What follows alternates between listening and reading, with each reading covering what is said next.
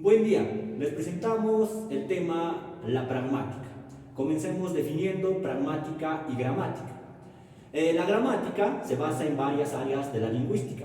Dentro de ello encontramos a la fonética, la fonología, la morfología, la sintaxis y la semántica. Estos se van a encargar del significado convencional porque se respetan las reglas gramaticales para formar sonidos, palabras o oraciones, de acuerdo a las convenciones establecidas por los hablantes de una lengua independiente de uso. Por lo contrario, la pragmática se va a centrar en el uso del lenguaje en contexto, en situaciones comunicativas concretas con hablante e interlocutores que crean significado e interacción social. Tanto la semántica como la pragmática analizan el significado, pero existen algunas diferencias, las cuales se muestran a continuación.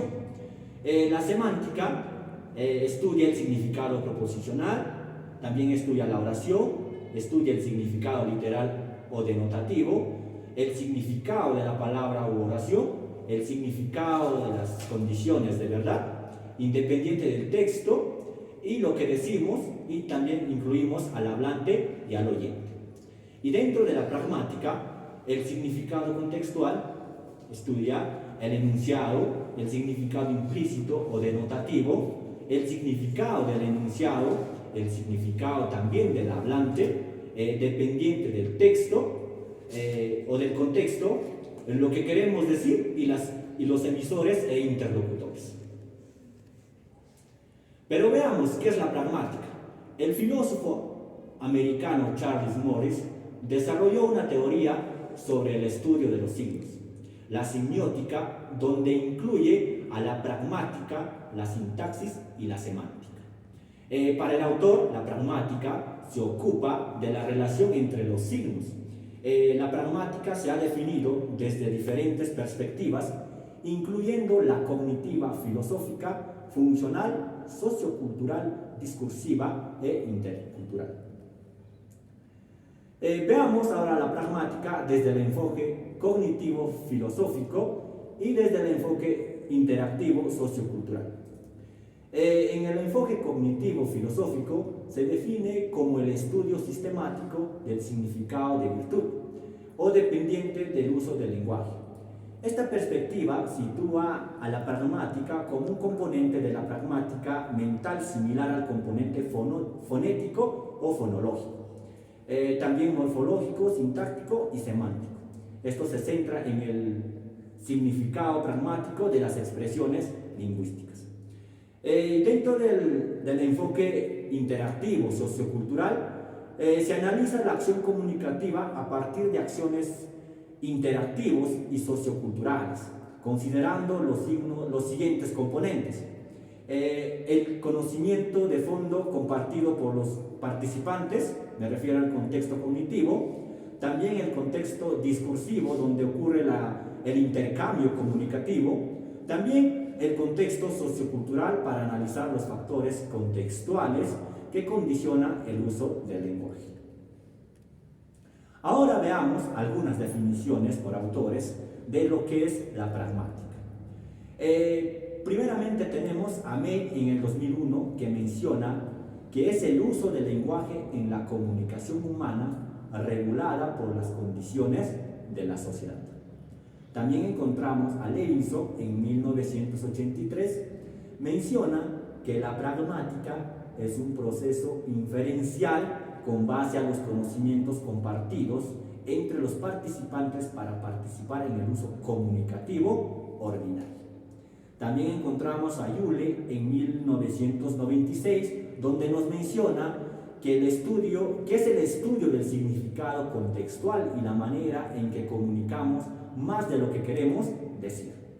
Crystal en 1997 menciona que la pragmática es el estudio del lenguaje a partir de las opciones que eligen los usuarios, las restricciones que se encuentran al usar el lenguaje en la comunicación y el efecto que causa lo que dicen los usuarios en los interlocutores durante la comunicación. Y por último encontramos a Thomas en 1995, que menciona que la pragmática es el significado en interacción entre un hablante y un oyente, y el significado potencial que puede expresar el enunciado. Por último, vemos la pragmática en la actualidad se clasifica en tres perspectivas.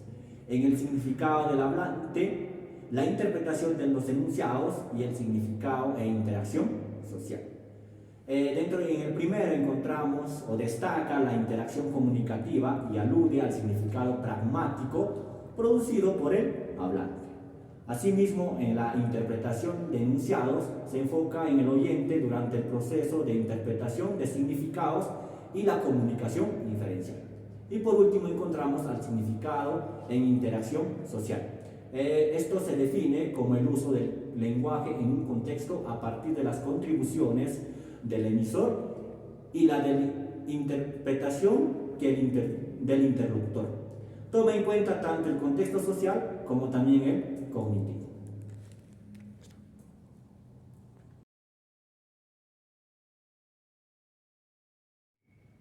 Oración y enunciado. Vemos la oración como la unidad mínima de predicación con sentido completo y establece una relación de un sujeto con un predicado. Es así que decimos que las oraciones tienen un significado convencional de las reglas gramaticales y deben realizarse en un contexto específico de uso. Es así que concluimos de que todas las oraciones se realizan en un contexto ya establecido, en el acto comunicativo.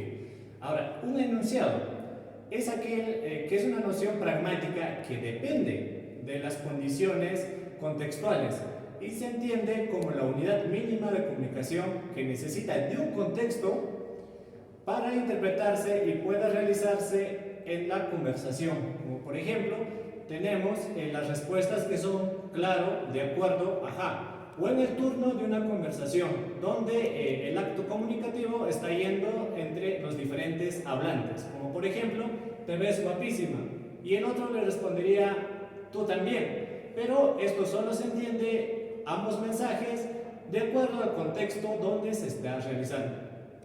En conclusión, podemos decir que un enunciado es la unidad de producción lingüística que está inherentemente contextualizada. Los enunciados son parte del significado del hablante interpretado por el interlocutor en una situación comunicativa concreta. Ahora vemos a los participantes. En estudios de lingüística general o de pragmática se emplean los siguientes términos para referirse a los participantes en una situación comunicativa. Tenemos, por ejemplo, al hablante y oyente, al hablante e interlocutor, al emisor y receptor y a la audiencia. Ahora vamos a ver qué es el hablante. El término se emplea en gramática generativa y fue acuñado por Chomsky para referirse al hablante racional que tiene la competencia lingüística sobre el conocimiento gramatical en el sonido, por ejemplo, la fonética, la formación de palabras, que es la formología, la conexión que tienen estas palabras en un sentido complejo, que ya sería una oración, que sería estudiado por la sintaxis, y el significado proposicional, que sería estudiado por la semántica. El emisor tiene matiz ya pragmático y hace referencia a una persona que emite enunciados, ya usando netamente el lenguaje en situaciones comunicativas específicas. Ahora, el oyente es la persona que tiene la capacidad de comprender un código lingüístico.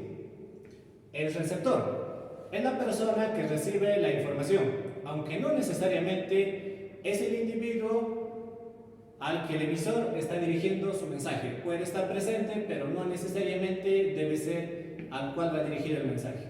Ahora vemos el destinatario. Es la persona o personas a las que el emisor dirige intencionalmente, con una intención de dirigir algún mensaje o algún propósito, el mensaje o el enunciado. El interlocutor tiene un matiz interactivo convencional. ¿Y por qué? Porque se refiere a la persona con quien el hablante interactúa. Un intercambio comunicativo, sobre todo de mensajes. La audiencia alude a todas las personas que están presentes en una situación comunicativa, que pueden ser oyentes, receptores o simplemente estar presentes en un acto comunicativo. Ahora vemos dos tipos de dicotomía, que es el hablante y oyente. Este término es común en la teoría lingüística y se usa para referirse a las personas que tienen aquella capacidad lingüística de producir y comprender un determinado código lingüístico. Ahora vemos la segunda dicotomía, que es la del emisor y destinatario, y se refiere a las nociones pragmáticas que aluden a las personas o persona, ¿no?, individual, que usan el lenguaje o a las que se está dirigiendo el lenguaje.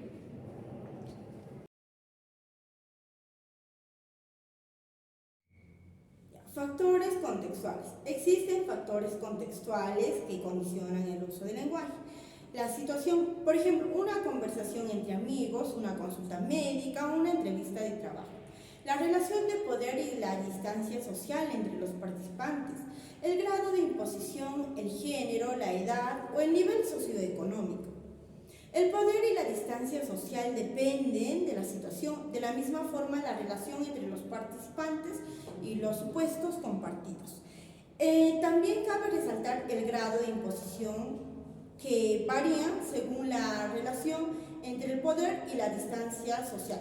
Según estudios previos sobre las relaciones interpersonales, estos términos se entienden de la siguiente manera. Tenemos tres. El primero es el poder social.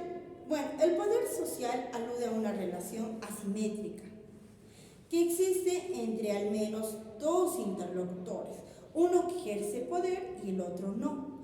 La variable poder indica que el hablante tiene un rango superior o puede contar con un título o una posición social más alta que la del subordinado y está en control de la situación. Por ejemplo, un jefe, un doctor o un profesor. Mientras que por el contrario, la ausencia de poder indica que el hablante no ejerce autoridad o no muestra control de la situación. Ahora tenemos el siguiente, es decir, el 2, que es la distancia social. Con respecto a ello, hace referencia al grado de familiaridad que existe entre los participantes. Por ejemplo, una relación cercana, muy cercana, o puede ser distante o puede ser muy distante. Una relación distante indica que el hablante y el interlocutor no se conocen bien o que la relación expresa formalidad. Por el contrario, entre dos amigos existe un grado de familiaridad cercana. Una relación de distante se puede observar pues entre dos desconocidos en la parada del autobús o entre dos jefes que tienen el mismo nivel de poder, pero con trato diferente. Ahora vamos a ver el tercero, que es el grado de imposición. Esto tiene que ver con los derechos y obligaciones que ejercen los participantes en una conversación. Por ejemplo, en ciertas culturas como la anglosajona se considera una imposición que un estudiante pide una carta de referencia a un profesor al día siguiente, o sea, imponer sobre los derechos del interlocutor. El profesor tiene el derecho y la obligación de escribir la carta con un tiempo de anticipación razonado. La percepción del rango de imposición puede variar culturalmente.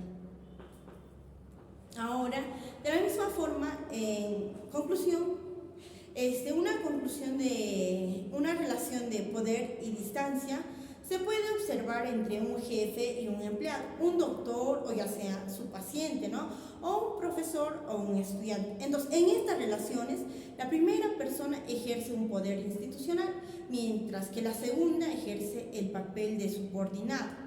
La persona subordinado puede marcar la diferencia de poder con la forma predomina, que diferente a usted, o ya sea convocativos para expresar distancia, de la misma forma respeto, puede ser señor, doctor, profesor, etc. Por el contrario, la persona subordinada recibe un trato informal con los pronombres como tú y vocativos coloquiales, como son nombres, ¿no?, Juan, Manuel, Javi, Paco, etc. Es importante notar que estas variables, no son constantes y el grado de familiaridad puede cambiar según la situación. Puede ser también según el género, ya sea la edad de los participantes, entre otros.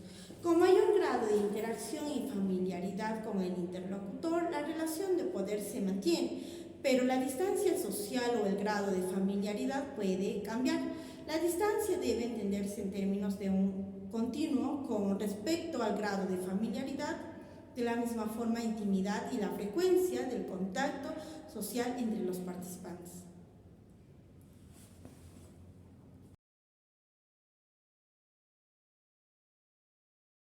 Contexto o contextos. Esta palabra proviene del latín contextos, que significa coherencia o cohesión de una acción en un conjunto de palabras.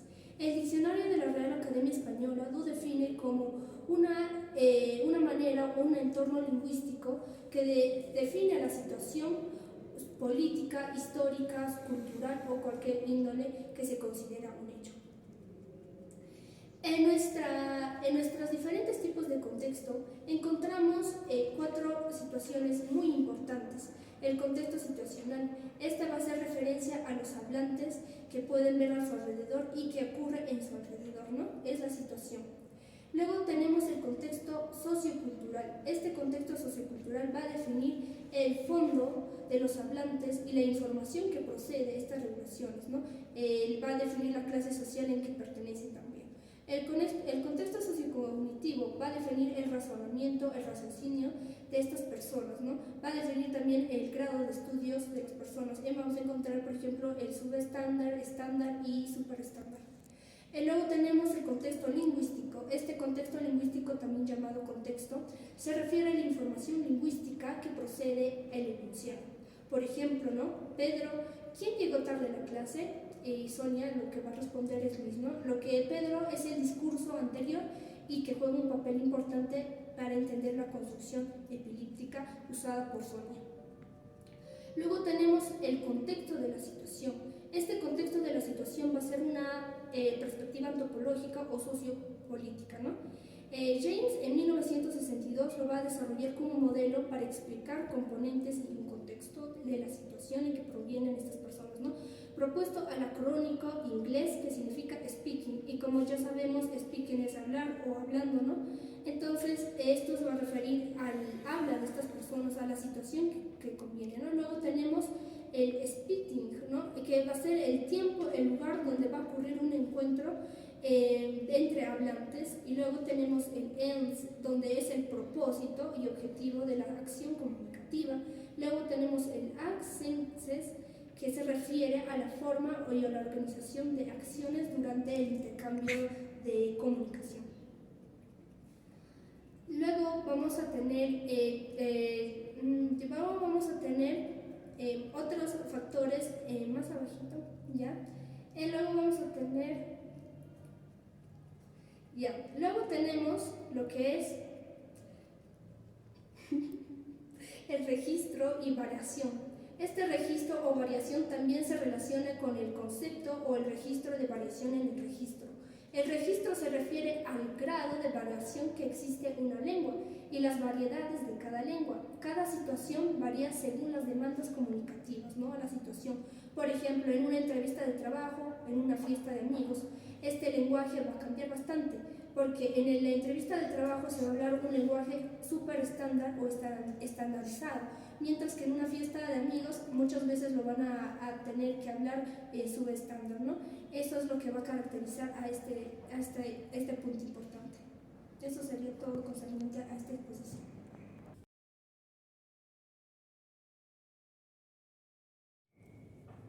Marcos de referencias e indicios de contextualización.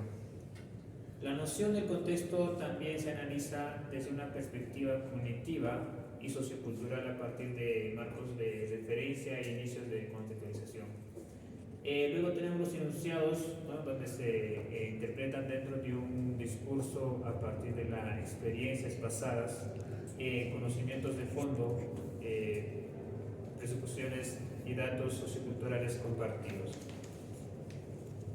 Luego tenemos al psicólogo Watson, donde en el año 1972 introdujo el concepto de marco de referencia ¿no? Como una función metacomunicativa que toma en cuenta el conocimiento compartido de los participantes a fin de delimitar la acción comunicativa, por ejemplo, donde se interpreta como una broma o un insulto, una queja o un sarcasmo, ¿no?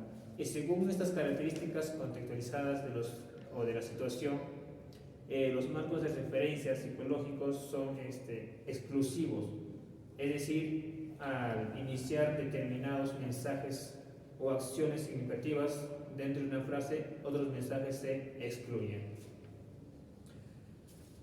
Luego tenemos a Bumpers en el año 1982, donde los indicios de contextualización hacen referencia a señales verbales y no verbales que el hablante produce como propósito comunicativo específico a fin de que el interlocutor lo interprete como tal. Luego, esas señales son pistas que el emisor produce para que se interpreten por el interlocutor. Y según los indicios de contextualización son signos metapragmáticos que representan las maneras en que los hablantes señalan y proveen información a los interlocutores y a la audiencia de cómo se usa el lenguaje en cualquier momento durante el intercambio comunicativo. Ahora, los conocimientos pragmáticos y variación. En el campo de la pragmática sociocultural se distinguen dos componentes de conocimiento pragmático: el pragmalingüístico y el sociopragmático.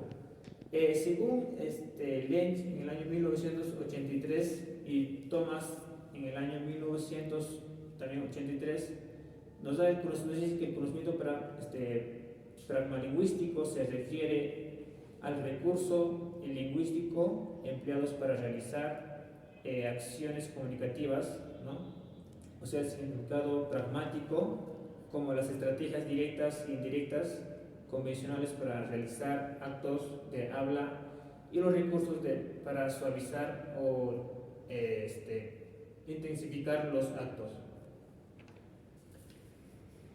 En cambio, el conocimiento sociopragmático alude a las percepciones sociales de los participantes sobre lo que consideran comportamientos apropiados y no apropiados en situaciones concretas. Existe variación entre culturas y dentro de una misma cultura sobre la percepción de poder y distancia social y el grado de imposición.